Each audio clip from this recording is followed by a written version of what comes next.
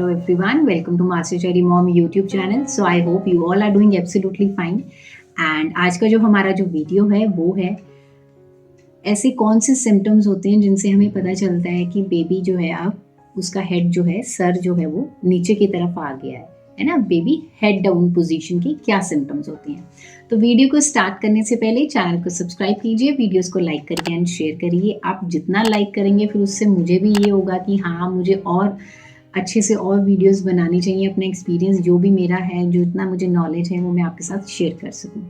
और कोई भी डाउट हो तो आप मुझे कमेंट सेक्शन में पूछ सकते हैं। तो चलिए स्टार्ट करते हैं। What are the symptoms of baby head down position, कि बच्चे का सर जब नीचे आ जाता है तो उसके क्या सिम्टम्स होते हैं जिनसे हमें पता चल सकता है। सो सबसे पहले तो मैं ये कहना चाहती हूँ कि जब भी आपकी प्रेगनेंसी स्टार्ट होती है तो फर्स्ट 3 मंथ्स में तो बेबी की मूवमेंट नहीं होती है, ठीक है। अगर होती भी है तो वो हमें नहीं फील हो सकती, हमें नहीं पता चलता। उसके बाद 4th नहीं तो कईयों को 5th मंथ में स्टार्ट होती है मूवमेंट फील होना। कईयों को लेफ्ट साइड हो रही है, कभी राइट में हो रही है, कभी किधर हो रही है तो कभी किधर होती है। तो एक चीज़ होती है कि कहा जाता है कि बेबी का जब हेड जो है वो नीचे की तरफ अगर फिक्स हो जाए, नीचे की तरफ आ जाए तो नॉर्मल डिलीवरी के लिए ईजी रहता है।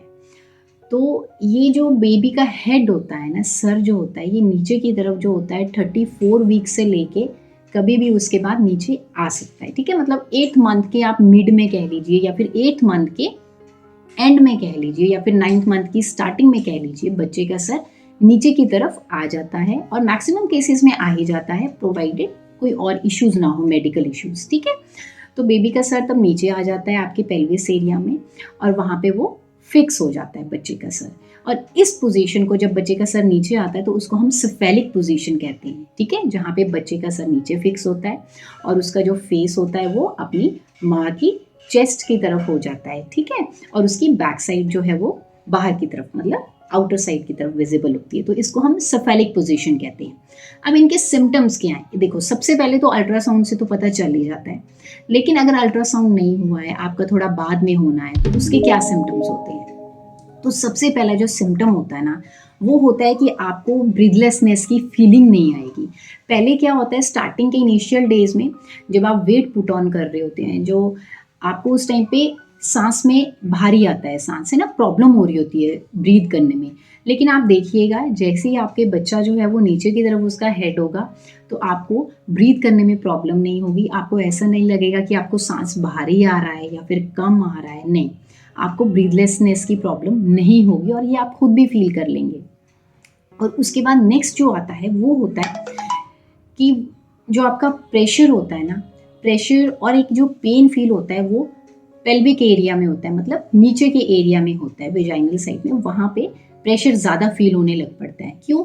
क्योंकि जो बच्चा है अब उसका जो वेट है वो नीचे की तरफ आ रहा है, ठीक है, क्योंकि बच्चे ने तो बाहर ही निकलना है, बाहर आना है इस दुनिया में।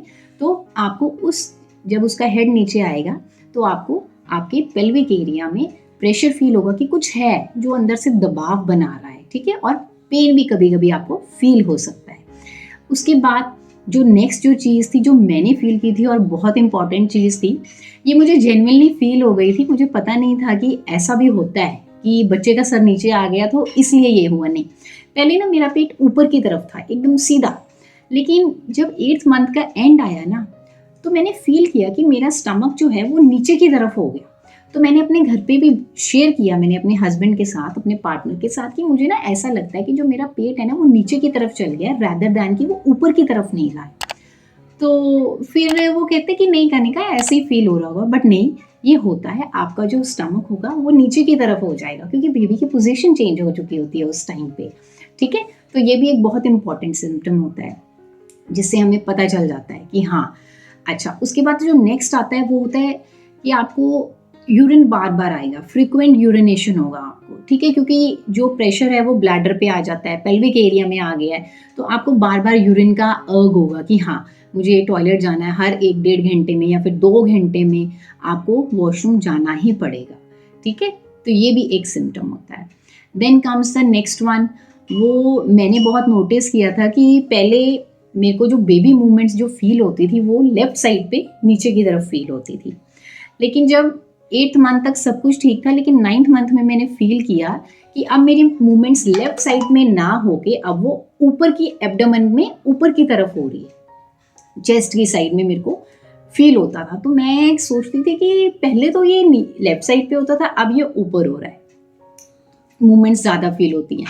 तो इससे भी हमें पता चल जाता था कि हाँ, बेबी जो है वो अब सेफेलिक पोजीशन में आ चुका है, उसका सर नीचे आ चुका है। ये मैंने रिलेट तब किया था जब मेरा 9th मंथ में अल्ट्रासाउंड हुआ था, स्टार्टिंग में, इनिशियल डेज में, फर्स्ट वीक में हो गया था मेरा अल्ट्रासाउंड। तो मेरी गायनेक ने बोला था कि एवरीथिंग इज़ फाइन, बच्चा उस पोजीशन में आ गया जहाँ उसको आना चाहिए था। तब मुझे रियलाइज़ हुआ कि अच्छा ठीक है, तभी मुझे अब मूवमेंट जो है वो ऊपर की जगह ऊपर फील हो रही थी रादर की जो मुझे नीचे लेफ्ट साइड पे फील होती थी। उसके बाद बात करते हैं नंबर ऑफ मूवमेंट्स। वैसे तो कहते हैं कि 8th और 9th मंथ में कुछ कहते हैं कि बेबी की मूवमेंट्स कम हो जाती हैं, वो इसलिए हो जाती हैं कि कईयों का एमनियोटिक फ्लूइड कम होता है या फिर बेबी ने वेट पुट ऑन कर लिया होता है, तो उसको अंदर मूवमेंट में प्रॉब्लम हो रही होती है, उसको उतना स्पेस नहीं मिल रहा होता है। तो ये भी रीजंस होते हैं, बट एक रीज़न ये भी होता है कि जब बच्चा एक पोजीशन पे आ गया है, उसका जब हेड जो है वो नीचे की तरफ फिक्स हो गया, आ गया है, तो बच्चा मूवमेंट कम करता है फिर, है ना? हमें इतना फील नहीं होगा कि वो मूवमेंट्स कर रहा है, करता है नो डाउट, पर पहले से उसकी फ्रीक्वेंसी थोड़ी सी कम हो जाती है। आप ये नोटिस करके देखिएगा कि अगर आप 9th मंथ में हैं तो आप ज़रूर नोटिस करना कि ऐसा कुछ होता है कि नहीं होता, और ज़रूर शेयर करिएगा कमेंट सेक्शन में, क्योंकि मैंने ये फील किया था। उसके बाद last but not the least वो है वेजाइनल डिस्चार्ज।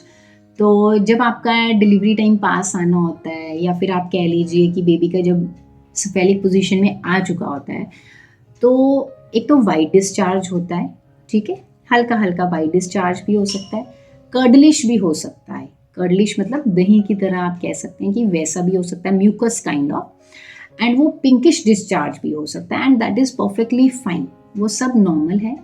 मेरा 9th मंथ में डिस्चार्ज स्टार्ट हुआ था। पहले थोड़ा थोड़ा सा पानी आता था, हल्का हल्का सा।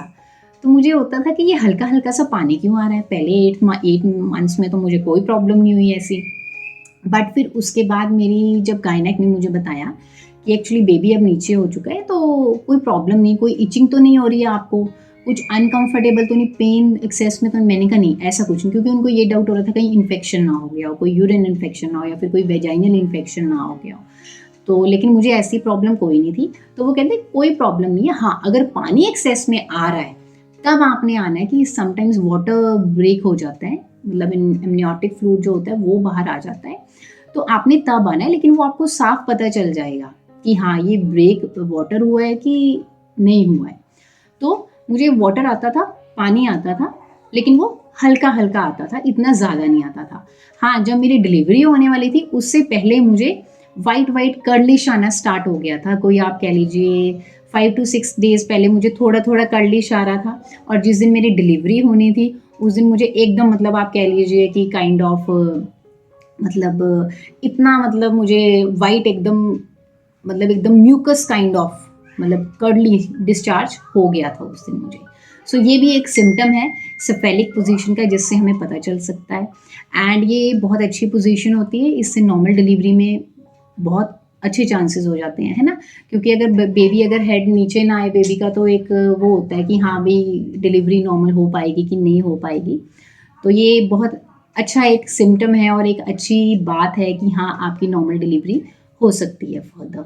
सो एंड मैंने साइड बाय साइड एक और चीज़ मैं शेयर करती हूँ कि मुझे 9th मंथ में एक्सरसाइजेस बोली गई थी, तो मैंने वो भी की थी, जैसे कि बटरफ्लाई पोज हो गया, फिर मैं पैरों के बाहर भी बैठती थी, मैंने पोछा लगाया है बैठ के, फिर मैं स्टेयर्स भी चढ़ती थी दिन में, मतलब अराउंड 3-4 बार मैं आराम से चढ़ती थी, मतलब ग्राउंड फ्लोर से लेके टॉप फ्लोर, सेकेंड फ्लोर तक मैं जाती थी।